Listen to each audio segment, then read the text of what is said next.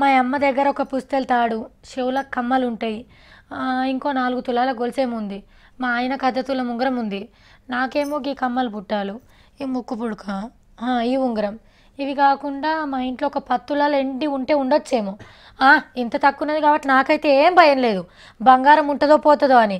కానీ కిలోల కిలోలు కొనేసిన వాళ్ళకే జర్రంత కష్టం. పుకార్ల పుణ్యమా అని బంగారం బరువు తక్కువైందంటే తులం తక్కువ జోక్తారేమో అనుకునేరు. ధరలు మన దారికొస్తున్నాయి. నిన్న మొన్నటి దాకా 30,000కు మీదున్న బంగారం ఇప్పుడు 28,000 పడ్డది. తగ్గకుంటే ఏం చేస్తాయి మరి? ఇన్నొద్దులంటే పెళ్లిల సీజను. 20 తులాలు 30 తులాలు ఉన్నోళ్ళు అర్ధ కిలో దాకా ఉనవదురు. పెళ్లికి వచ్చినోళ్ళు పిల్లగాని మొఖాల కంటే పెయి మీద ఎంత బంగారం ఉన్నదనే చూస్తోళ్ళు. ఇప్పుడు తులం బేరం చేస్తోడు కూడా లేడు. బిడ్డ పెళ్లికి 2.5 లక్షలు ఇస్తే ఇక అందులోకెళ్ళి బంగారం ఏం కొంటారు? లగ్గం ఎట్లా చేస్తారు? తులమో మాసమో పెట్టి పుస్తెళ్తాడు. పిల్లగానికి కాళ్ళు గడిగే బటువుతోని కథ నడిపిస్తుండ్రు. నోట్ల తిప్పలు ఇట్లుండగానే నిన్ని అలా పుకార్లు కూడా ఉట్టే. ఎక్కువ తక్కువ ఉంటే పన్నులేస్తారని. ఆల్రెడీ ఇళ్ళల్లో అంతో ఇంతో ఉండే కొత్తగా కొంటే లెక్కలు అడుగుతారు. ఎక్కువ ఉంటే ఏం చేస్తారో అని భయం.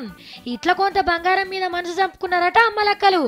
కానీ నోట్లు రద్దు చేసిన తెల్లారి మర్నాడు ఎట్లుండే, ఒక్కొక్కళ్ళు 50,000 తులం లెక్క అమ్మిండ్రట పాత నోట్లు తీసుకొని. ఇన్కమ్ ట్యాక్స్ వాళ్ళు నజరేస్తుండ్రని తెలిసినాక గప్పుడు సాటు బేరాలు బంద్ చేసిండ్రు. మీరేమన్నా అనుండ్రులా, బంగారం రేట్లు దిగుడైతే మంచిదే.